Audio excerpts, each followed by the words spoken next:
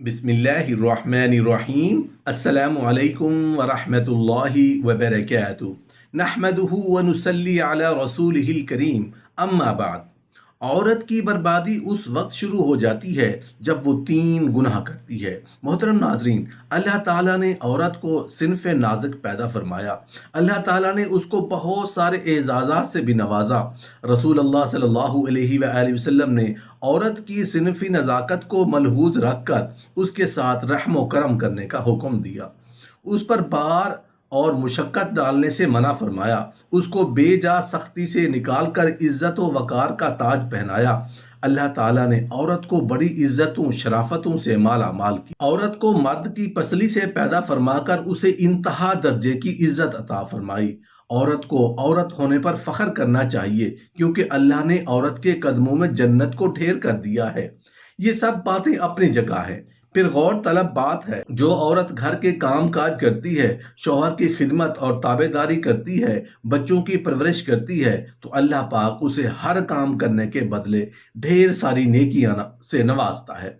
लेकिन औरत की बर्बादी उस वक्त शुरू हो जाती है जब वो अल्लाह ताला की तीन नाफरमानियां करती है, तीन गुनाह करती है और उन गुनाहों को बड़े शौक से करती है, मजे ले लेकर करती है। ऐसे गुनाह करके न जाने उसे सुकून कैसे मिल जाता है। आखिर वो कौन से तीन गुनाह हैं जो औरत को बर्बादी की तरफ ले जाते हैं, जो औरत को बर्बाद करने का जरिया बनते हैं?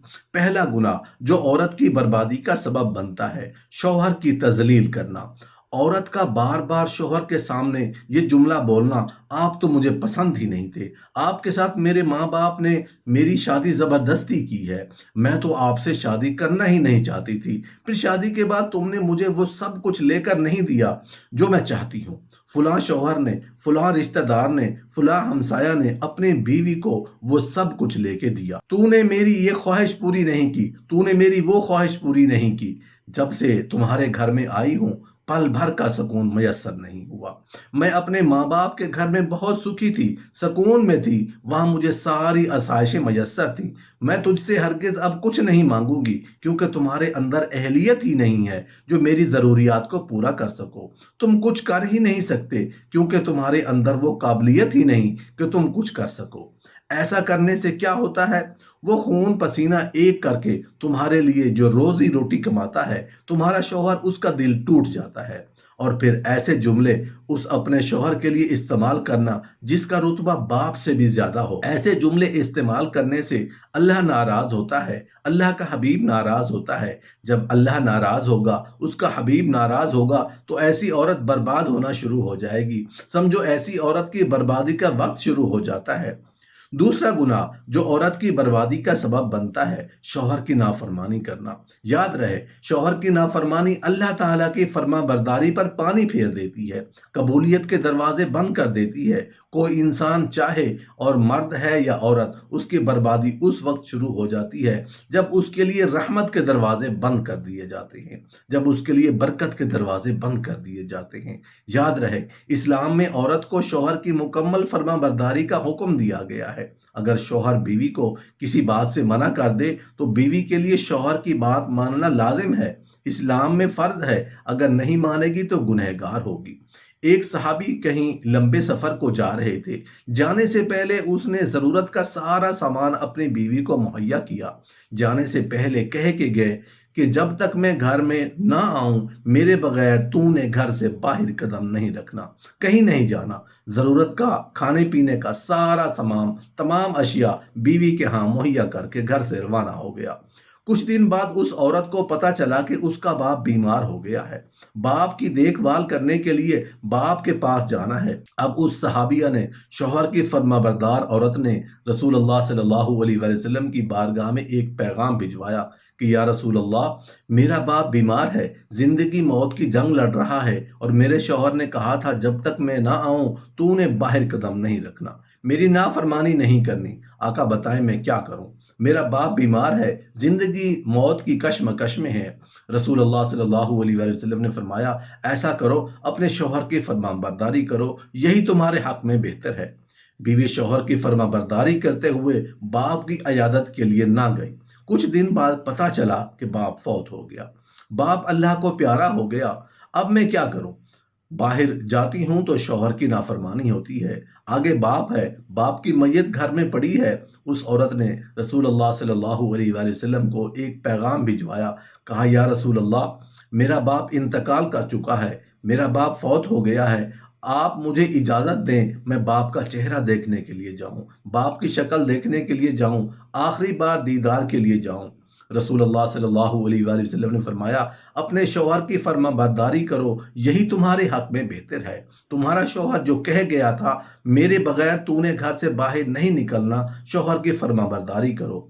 ए इस्लाम की मुकद्दस शहजादियों, ये औरत अपने घर में ही रही, बाप बीमार हो गया, ये नहीं गई, बाप फौत हो गया, ये औरत नहीं गई, बाप के मर जाने पर भी शौहर की नाफरमानी नहीं की।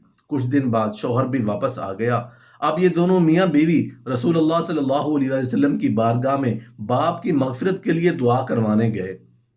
जब रसूलुल्लाह सल्लल्लाहु अलैहि वसल्लम ने उस औरत को देखा तो मेरे नबी ने फरमाया, ऐ औरत मुबारक हो तुझे, ऐ बेटी मुबारक हो तुझे, जो तूने अपने शौहर की फर्माबरदारी की है ना।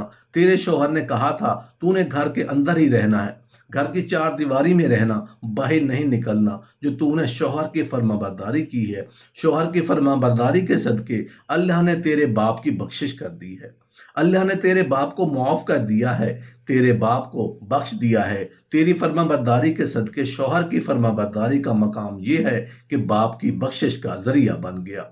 जो औरतें शौहर की नाफरमानियां करती हैं वो अल्लाह ताला की रहमत से दूर जा बैठती हैं, अल्लाह के गजब का निशाना बन जाती हैं।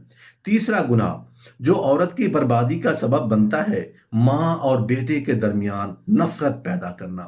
जब औरत अपने शौहर के सामने उसकी माँ के खिलाफ ऐसे ऐसे जुमले बोलती है, ऐसी ऐसी बातें करती है जो बेटे को माँ से दूर कर दे, जो जुमले दिल में नफरत पैदा करते हैं, बेटे के दिल में माँ के लिए नफरत पैदा करने वाले जुमले बीवी की बर्बादी का जरिया बनते हैं। हजरत सैयदना ईसा अलैहिस्सलातु वस्सलाम कहीं जा रहे थे। जाते जाते आपका गुजर एक कब्रिस्तान से हुआ। आपने देखा एक औरत है जो कब्र के सरहाने बैठे सारों कतार रो रही है, चीखो पुकार कर रही है। हजरत सैयदना ईसा अलैहिस्सलाम उस औरत के करीब आए, पूछा, और औरत तू कौन है और किसकी कब्र पे बैठ के रो रही है? औरत ने कहा, ये कब्र मेरी बेटी की है, मेरी बेटी नौजवान थी, 1 साल उसकी शादी को नहीं हुआ था कि मौत की गिरफ्त में आकर कब्र की अंधेरी कोठरी में जा सोई। मेरा कोई अजीजो अकारिब नहीं, मेरे रिश्तेदार नहीं, मेरे माँ बाप फौत हो गए, एक ही थी और एक मेरी बेटी थी। अल्लाह ने मेरी बेटी को संभाल लिया, अब मैं रो के मौत मांग रही हूँ, या अल्लाह मुझे भी अपनी बेटी के साथ सुला दे।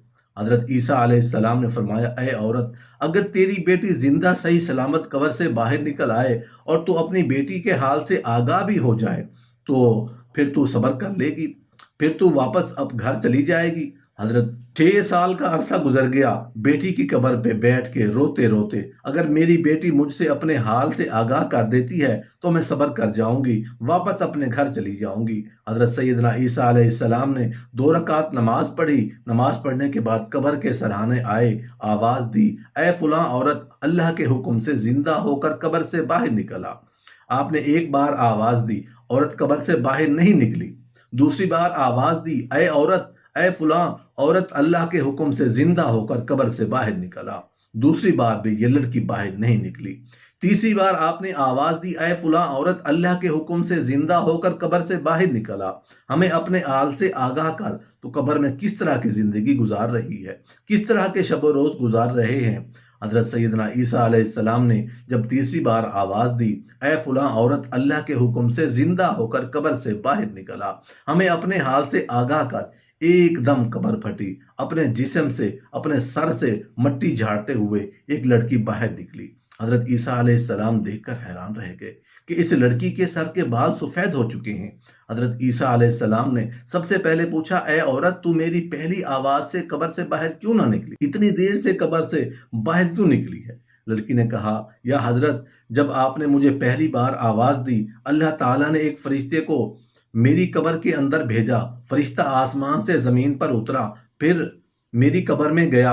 उस फरिश्ते ने मेरी टूटी फूटी हड्डियों को एक दूसरे से जोड़ा, मेरे आज़ा को जोड़ा। जब आपने दूसरी बार आवाज दी तो उस फरिश्ते ने मेरे अंदर रूह फूंकी, جب میرے اندر روح ڈالی گئی تو میرے کانوں نے سننا شروع کیا۔ جب آپ نے تیسری بار آواز دی، ایک دم ڈر گئی، سہم گئی۔ دہشت کی وجہ سے میرے سر کے بال سفید ہو گئے، اس سوچ کی بنیاد پر کہ کہیں یہ قیامت کی آواز تو نہیں ہے، کہیں یہ سور پھونکنے کی آواز تو نہیں ہے۔ قیامت کا نام سن کر دہشت کی وجہ سے میرے سر کے بال سفید ہو گئے۔